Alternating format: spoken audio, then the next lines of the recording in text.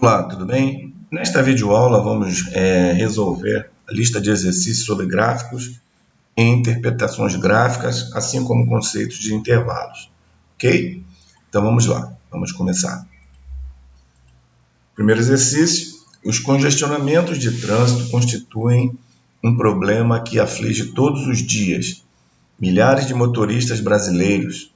O gráfico ilustra a situação representando, ao longo de um intervalo definido de tempo, a variação da velocidade de um veículo durante um congestionamento. Então, aqui nós temos o gráfico, né, onde eu tenho no eixo vertical, né, o eixo das ordenadas, o eixo dos y, né, a velocidade, enquanto no eixo horizontal, eixo das abscissas, o eixo do x, o tempo em minuto. Continuando.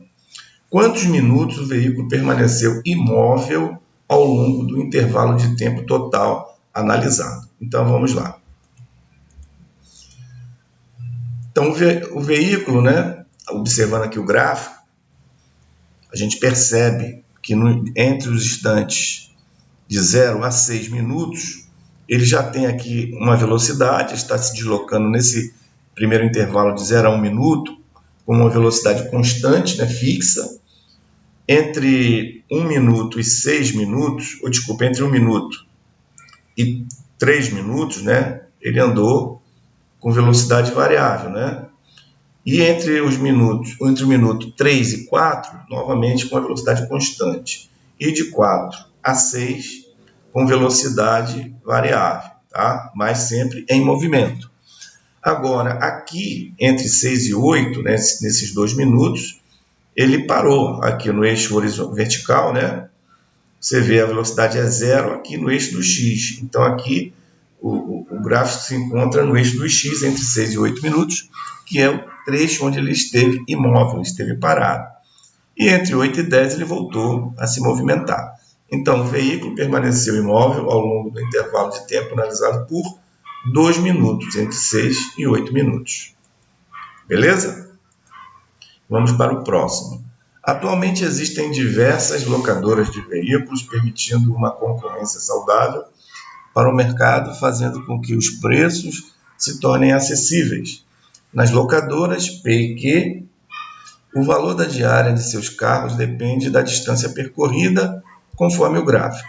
O valor pago na locadora Q é menor ou igual àquele pago na locadora P, para distâncias em quilômetros, presentes em qual ou quais intervalos. E aí as alternativas. Então vamos lá.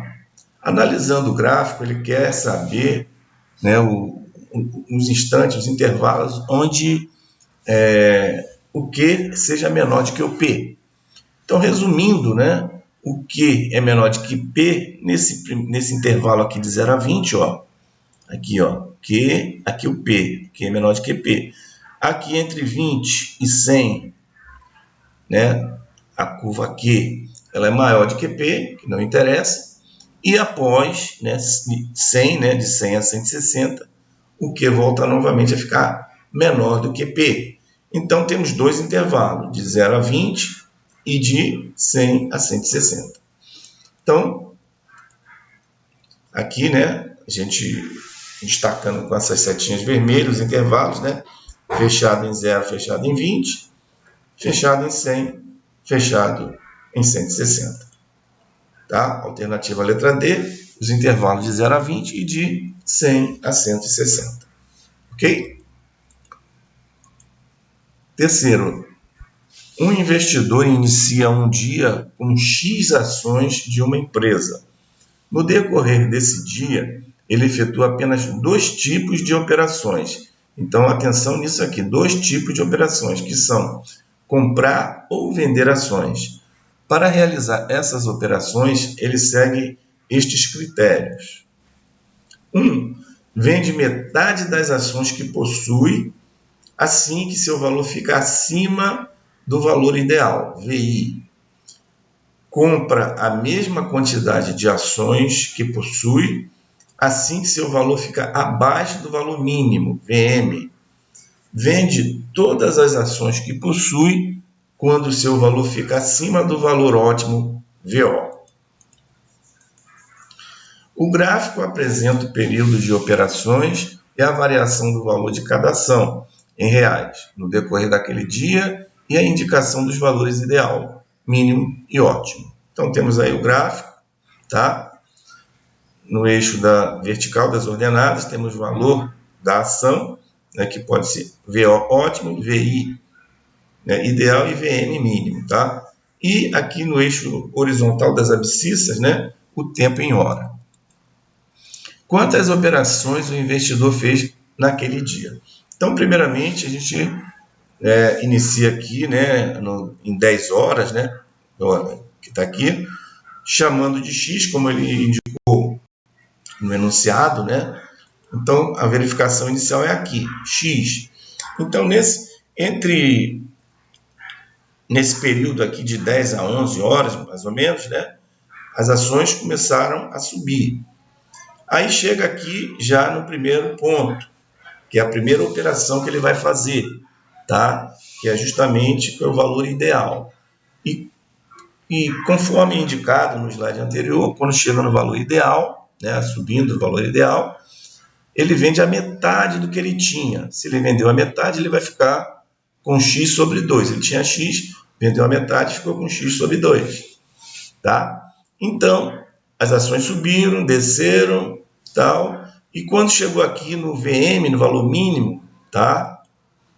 Ele vai efetuar outra operação, que diz que quando, né, ele atinge o valor mínimo, ele compra o mesmo valor, né, do que ele tinha. Ele tinha X sobre 2, comprou mais X sobre 2, voltou a ter um valor equivalente a X.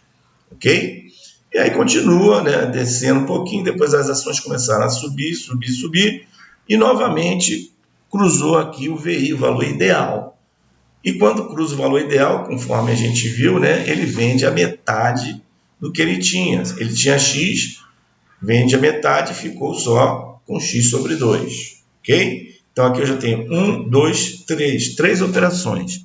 Então as ações continuam a subir, chegou aqui, opa, no valor ótimo, tá?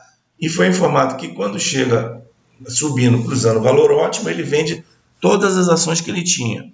Ele tinha X sobre 2, vai vender esse X sobre 2, vai ficar com quanto? Com 0, tá? Portanto, né, acabou aqui, ele vendeu tudo, ele fez quantas operações? 1, 2, 3, 4 operações, ok? Alternativa letra B, beleza? Vamos ao próximo. Após realizar uma pesquisa de mercado, uma operadora de telefonia celular oferecia aos clientes que utilizavam até 500 ligações ao mês o seguinte plano mensal: um valor fixo de R$ 12 para os clientes que fazem até 100 ligações ao mês. Caso o cliente faça mais de 100 ligações, será cobrado um valor adicional de 10 centavos por ligação, a partir da 100ª até a 300ª, né, 300. E caso realize entre 300 e 500 ligações, será cobrado um valor fixo mensal de R$ 32. Então, temos aí 3 situações. Se fizer até 100 ligações, valor fixo de R$ 12. Entre 100 e 300, ele vai ser cobrado 10 centavos, né, por ligação. E acima de 300 até 500, o valor, novamente, é um valor fixo de R$ 32. Com base nos elementos apresentados, o gráfico que melhor representa a relação entre o valor mensal pago nesse plano e o número de ligações feitas é... Então, vamos lá. Primeiro, tá? Ele diz que entre 0 e 100, o valor é fixo em R$ 12.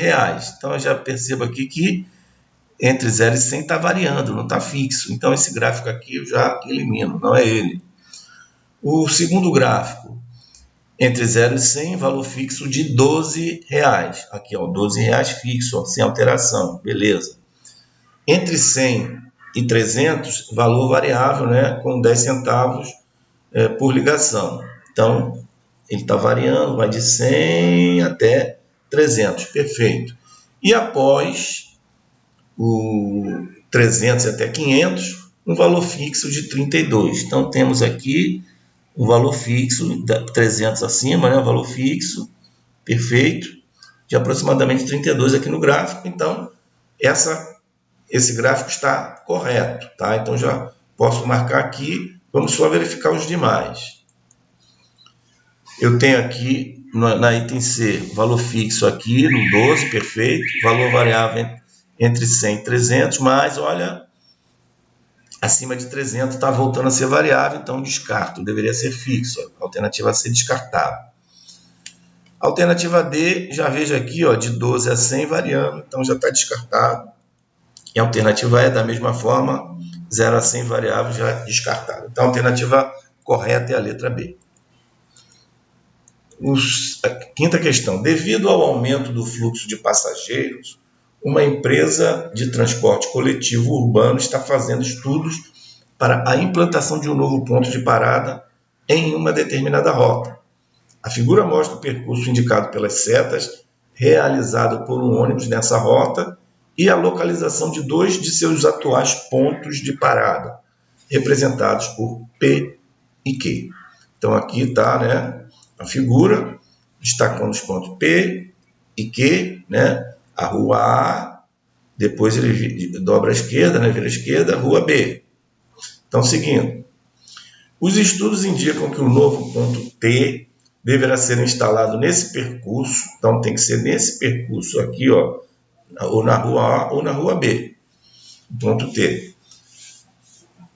Entre as paradas já existentes, P e Q, né, de modo que as distâncias percorridas pelo ônibus entre os pontos P e T e entre os pontos T e Q sejam iguais. Então, né, o ponto T tem que ser, né, na metade da distância entre P e Q. Beleza? Então, vamos lá.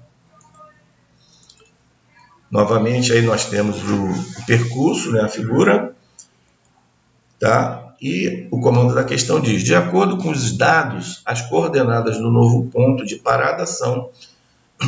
E aí seguem as alternativas. Então, vamos lá. Tá? Eu vou definir esse ponto que ele sai da rua A para a rua B, o ponto de encontro aqui, como a coordenada X, tá? Para facilitar o nosso desenvolvimento. Então, primeiramente, vou definir aqui quem é P. P tem como coordenadas o X igual a 30 e o Y igual a 20, tá? Ok? 30 e 20. O Q, eu tenho X 550 e o Y 320. Então, para o ordenado, o Q está aqui. Pronto? Ok? Então, ainda falta o X, né, que eu defini. O X tem como para ordenado o X 550 e o Y 320, que está aqui.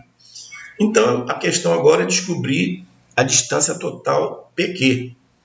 Então, eu vou calcular essa distância por partes. Primeiro, o PX e depois do XQ. E, por fim, somar os dois trechos para calcular a distância total. Ok? Então, vamos lá.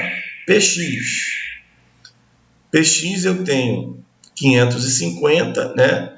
Menos 30. Por que menos 30? Aqui o ponto P já está em X igual a 30. Então, eu tenho que descontar de 0 a 30, né? Então, essa distância PX é 550 menos 30, que dá 520. O XQ vai ser o ponto Q, que é 320, menos a ordenada de X, né? Que é 20, tá? Que eu estou aqui em 20, tá? A rua A está na ordenada 20. Então, 320 menos 20, que dá 300. Por fim, eu tenho o PQ, a distância total PQ, que é PX mais XQ, que é 520 mais 300, 820. Observe que, segundo o enunciado, o ponto T fica no meio, né, da distância entre P e Q. Se eu tenho a distância PQ 820, né, o ponto T vai ser PQ dividido por 2, ou 820 dividido por 2, que dá 410. Tá? Observando o gráfico, tá, eu percebo que ele começa em P, tá?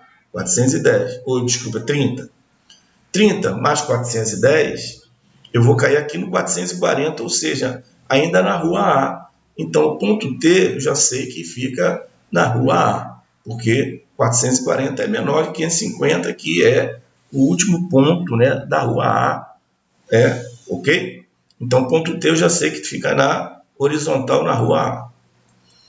Então, a abscissa de T, como eu falei, vai ser 410, tá? Mais 30, que ele começou aqui do ponto P, que é 30, que é o X. Então, a abscissa eu já sei que é 440. E a ordenada é fácil, né? Ele já está aqui no 20, né? Sem alterar. Então, a ordenada de T é 20. Portanto, para o ordenado é 440 e 20. Ponto T, né? 440 e 20. Está ali. Resposta alternativa, letra E. Beleza? Vamos para o próximo. Alguns medicamentos para felinos são administrados com base na superfície corporal do animal. Foi receitado a um felino pesando 3 kg um medicamento na dosagem diária de 250 mg por metro quadrado de superfície corporal. O quadro apresenta a relação entre a massa do felino em quilogramas e a área de sua superfície corporal em metros quadrados. Então está aqui o quadro, né, que apresenta a relação entre a massa de um felino e a área de sua superfície corporal. Tá? Continuando, né? A dose diária em miligramas que esse felino deverá receber é... Então, primeiramente, o felino pesa quanto? 3 kg. Então, vamos ver qual é a relação entre a massa desse felino e a área, né, da sua superfície corporal. Se ele tem massa 3 kg, a relação diária vai ser 0,208 metros quadrados. Tá? Então, de posse dessa informação aqui, ó, que a dose diária deve ser 250 mg por metro quadrado, tá? Eu faço uma regra de 3 simples e direta, né? Colocando 250 mg para 1 metro quadrado e X é o que eu quero, né? A quantidade da dosagem para, né, no caso desse felino de 3 kg de massa, 0,208 metros quadrados. E é o que a gente vai fazer agora. Então, aqui, né, a indicação da referência que eu tenho que ser, que é 3, né, 3 kg. Então, 250 miligramas corresponde a 1 metro quadrado, dado aqui no enunciado.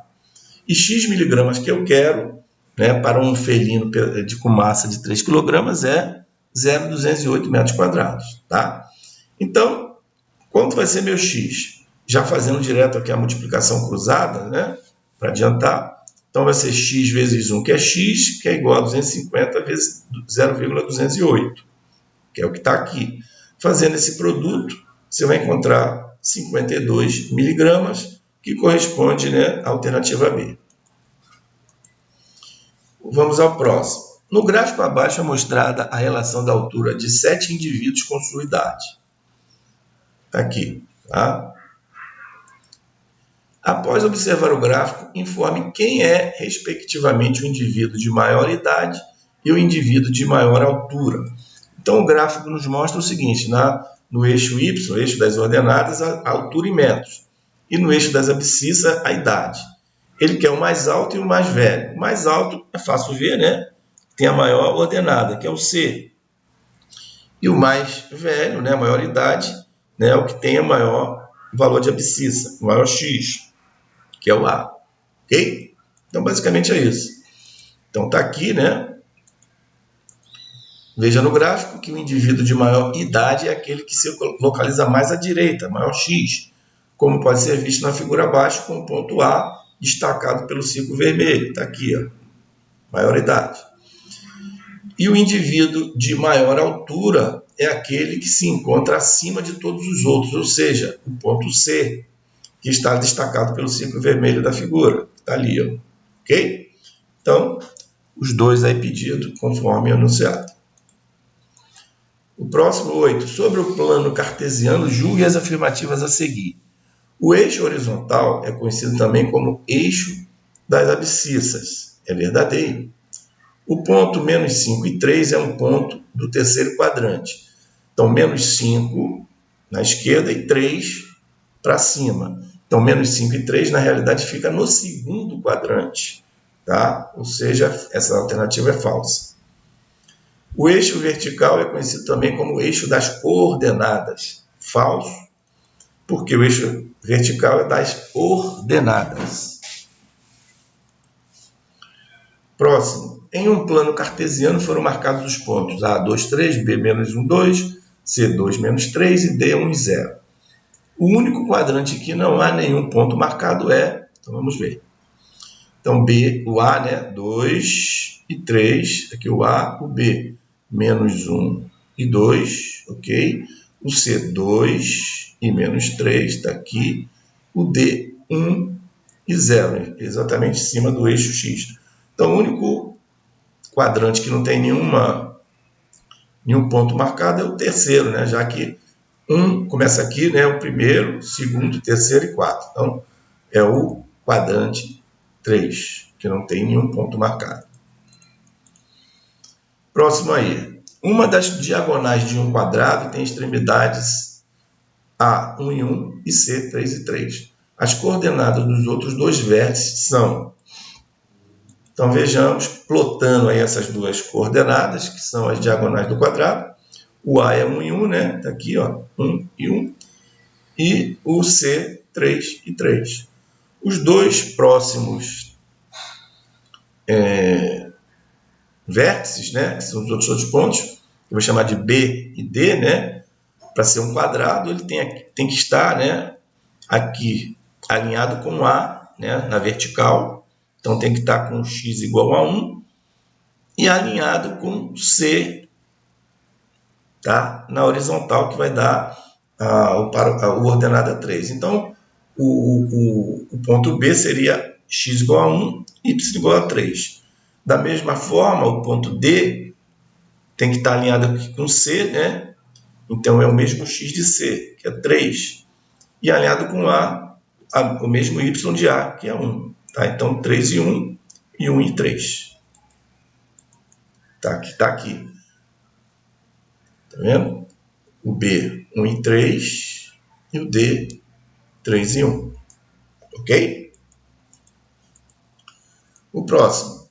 O gráfico mostra o início da trajetória de um robô que parte do ponto A, 2, 0, movimentando-se para cima ou para a direita, com velocidade de 1 unidade de comprimento por segundo no plano cartesiano.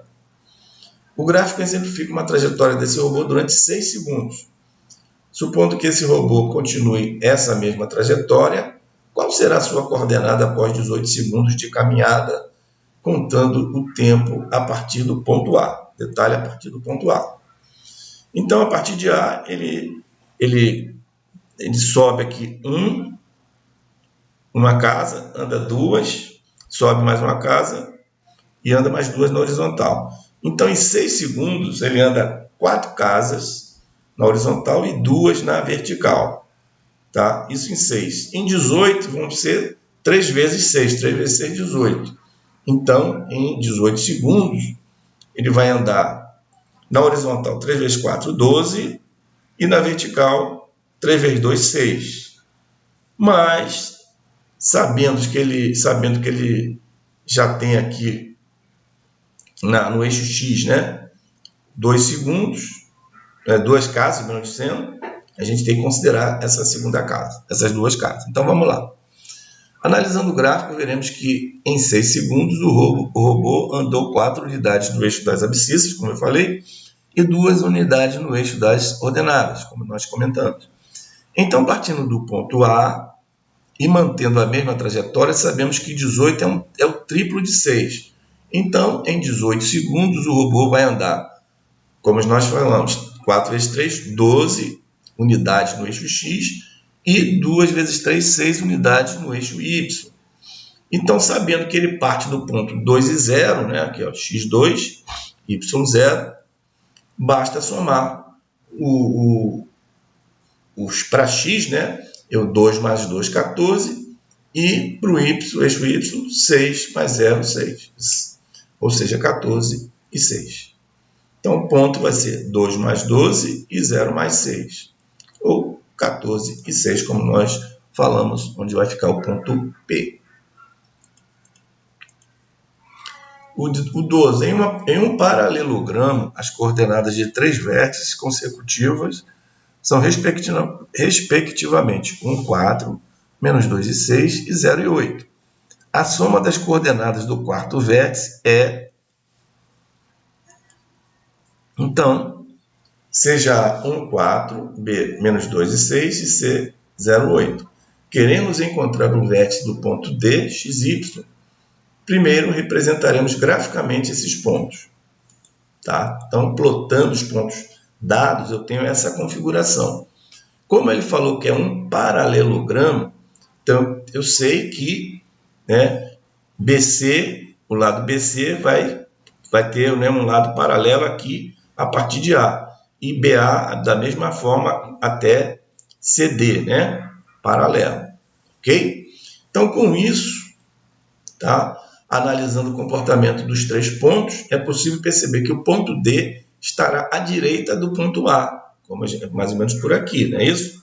Alinhado aqui com B. Note que na distância horizontal o segmento AD terá que ser paralelo a BC, como eu falei. AD paralelo a BC. Para isso, o ponto D precisará estar para o ponto A, assim como o ponto C está para o ponto B. Ok? Fazendo essa relação. Note que a distância horizontal B até C é de 2 unidades. Tá? Sai de 6 até 8, né? 2 unidades. E que a distância vertical também é de 2 unidades, tá? Como eu acabei de falar. Continuando, né, o raciocínio, dessa forma, para encontrar as coordenadas do ponto D, basta somar 2 unidades para x e para y nas coordenadas do ponto A. Então, vai ser D1 mais 2 e 4 mais 2. Tá? Então, vai ser 3 e 6. D, 3 e 6. Ok? Então, está aqui. Ponto D, 3 e 6. Ok? Então, é fácil também observar que, tá? Outra forma de você enxergar essa solução é observar que entre o ponto B e o D tem que estar na mesma ordenada, que seria 6, tá? Já que está alinhado aqui, né? Já que é um paralelogramo, tá? E aqui a distância, né, do ponto A, o eixo X, para D, de 1 para 3 é 2, tá? Que é o mesmo de B para C, menos 2 até o 0, que é 2, né? Então, dá uma distância de 2. Então, como é paralelogramo, se eu estava em 1, avanço 2 para a direita, é o ponto 3, e sabendo que o B e D tem que estar alinhado, né, já que é um paralelogramo, o D também seria o ponto 6. Então, daí a gente já também, né, chegaria à conclusão de que o ponto D é 3 e 6. E como ele pediu a soma do ponto D, é 3 mais 6, né, das coordenadas de D, que vai dar 9. Ok? Beleza? 13. Analisando a imagem, as coordenadas do ponto A são... Então, analisando as coordenadas do ponto A é menos 1, menos 2, menos 3, menos 1, menos 2. Tá? Menos 3, menos 2. Menos 3 e menos 2. Tá bom? 14. Nas aulas de geografia, a professora Carita registrou num sistema ortogonal as coordenadas de alguns pontos estratégicos da cidade, em que os valores da abscissa e da ordenada são dados em quilômetros. Além disso, a origem é o centro da cidade. Está aqui. Tá? Centro da cidade, aqui tem o banco, a escola, a igreja, a prefeitura. Vamos ver o que a questão pede. Analisando o plano, as coordenadas do banco são... Cadê o banco? Está aqui. O x vai ser 1, 2, 3, menos 3. O y, 1, 2, menos 3 e 2. Tá? A coordenada do banco. Tranquilo, né? 15. Sob o plano cartesiano, julgue as afirmativas a seguir. Os pontos no plano cartesiano são conhecidos como par ordenado. No primeiro quadrante, o par ordenado XY é composto por dois números positivos. No quarto quadrante, o par ordenado XY é composto por dois números negativos. Então, vejamos.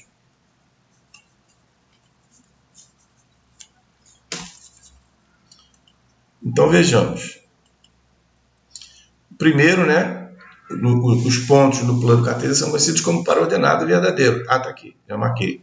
No primeiro quadrante, o par ordenado é composto por dois números positivos. Também é verdadeiro. No quarto quadrante, o par ordenado XY é composto por dois números negativos. Não. No quarto quadrante, x é positivo e o y negativo. É falso, tá? 16. A figura mostra o mapa de um bairro no qual estão localizados alguns edifícios. Para localizar um dos edifícios, deve-se utilizar uma letra para indicar a coluna, seguido de um número para indicar a linha na qual o edifício está posicionado. Tá? Então, está ali, aqui os números, vamos dizer aqui na ordenada, eixo Y, né? Está em perspectiva, e as letras, né? No eixo X das abscissas. Tá?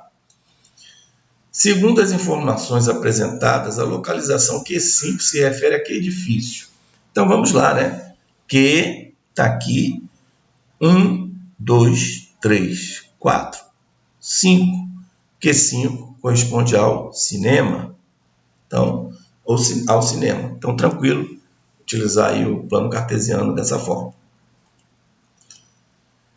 17. Um triângulo equilátero tem seus vértices com as seguintes coordenadas no plano cartesiano: A, 2, 1, B, 5, 1 e C, 2, 4.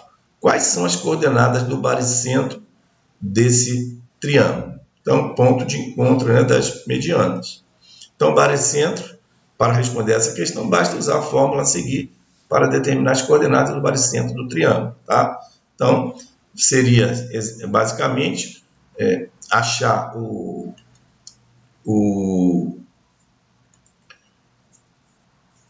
a abscissa, né, desse ponto vai ser a soma das abscissas dos três pontos, né, que é o ponto de encontro, dividido por 3. E a ordenada desse ponto é a soma das ordenadas, né, dos três pontos, né, dos três vértices, dividido por 3, como está indicado aqui. Tá? É tranquilo. Então, só substituindo, tá?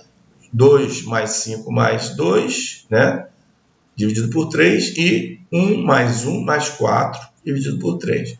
Daqui 7, 2, 9, dividido por 3 dá 3.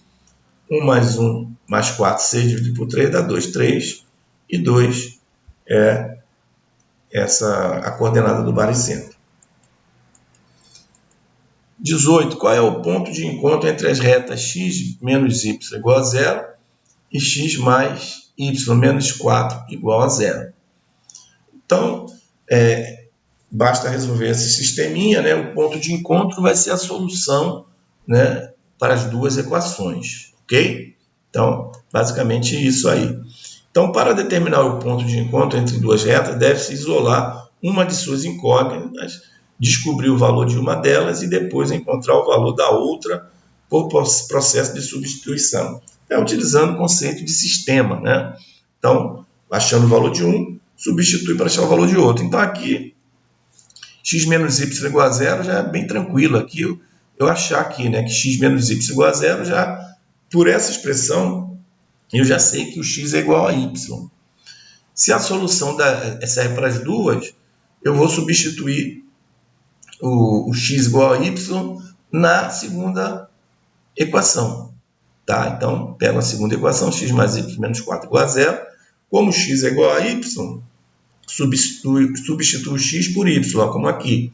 Então, y mais y menos 4 igual a 0, 2y, passo o menos 4 para o outro lado, né? Fica igual a 4, 2y igual a 4. Finalmente, o y é 4 dividido por 2, né? Esse 2 passa dividindo, 4 dividido por 2, y é igual a 2. Então, x menos y igual a 0, x menos 2 igual a 0, x igual a 2. Daqui de cima eu já poderia chegar à conclusão. Já que como y é igual a 2, o x é igual a y, e o ponto de encontro serve para os dois, então y é igual a 2. O x é igual a 2 também. Então o ponto de encontro entre as retas dessas duas retas, né, x menos y igual a zero, e x mais y menos 4 igual a zero, é o ponto 2 e 2. X igual a 2, y igual a 2. O próximo, a figura abaixo ilustra um plano cartesiano, o esboço de um projeto para a construção de um clube. Então está aqui. As piscinas terão formato circular e a quadra de esportes e o refeitório terão formato retangular.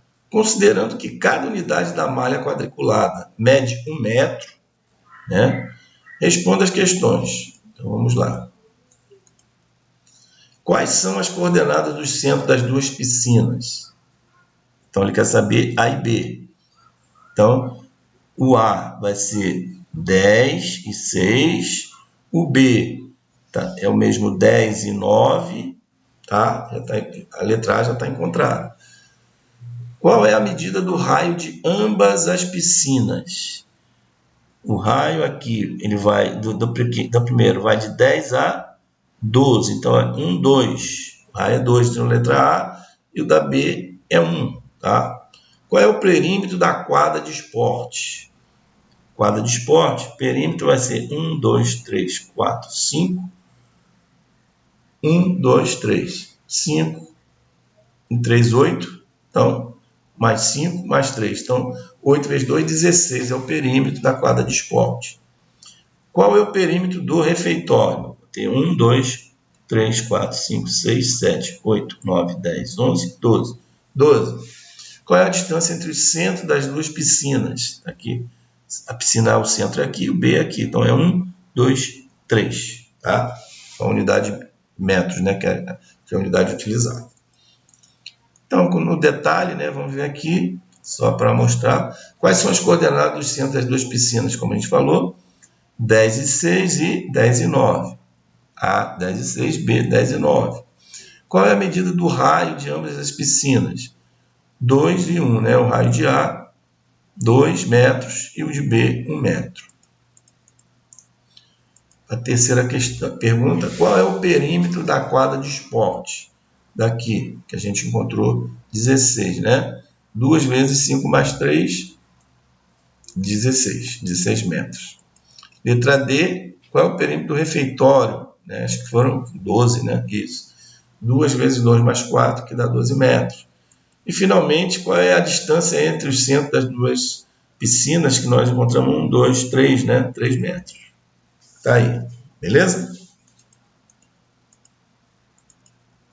A 20ª. Uma pesquisa de mercado foi realizada entre os consumidores das classes sociais A, B, C e D, que costumam participar de promoções tipo sorteio ou concurso.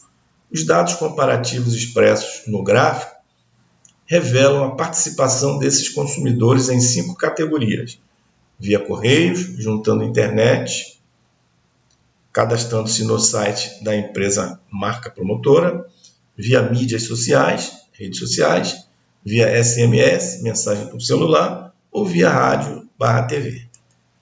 Então, temos aqui a participação em promoções do tipo sorteio ou concurso em uma região, né, o eixo X. Aqui eu tenho, né, as classes sociais, A, B e A, C, D. E aqui quem é quem, né? Correio, essa tudo preta, internet na vertical, tracinho, cinza, mídias sociais, short message aqui, ele cinza assim, horizontal, e cinza puro, rádio e TV, tá? E no eixo vertical das ordenadas, eixo Y, né? O percentual. Vamos ao comando. Uma empresa vai lançar uma promoção utilizando apenas uma categoria nas classes A e B e uma categoria nas classes C e D, tá? Então, a empresa vai lançar uma promoção, uma dessas A e B e uma dessas aqui C e D. Vamos em frente. De acordo com o resultado da pesquisa, para atingir o maior número de consumidores das classes A e B e C e D, a empresa deve realizar a promoção respectivamente via... Então, vamos ver. Quem é o maior aqui nas classes A e B? É esse que está aqui com 40, né? O maior percentual, né? O eixo Y. 40 é internet. E nas classes C e D, o maior é aqui o preto nos Correios, né? Está dando aqui 33%, tá? Então, maior pretinho Correio. Então, vai ser internet e Correio. Internet e Correio, alternativa letra B, tá? Então, aqui só indicando, né, os maiores, né? Que é internet e aqui Correio. Alternativa letra B. Ok? Com isso, a gente conclui aqui a resolução da lista de exercícios. Espero que ela tenha sido útil para você. Antes de concluirmos, né, eu agradeço pela participação de todos, convidando aí para os próximos vídeos. Então, até lá.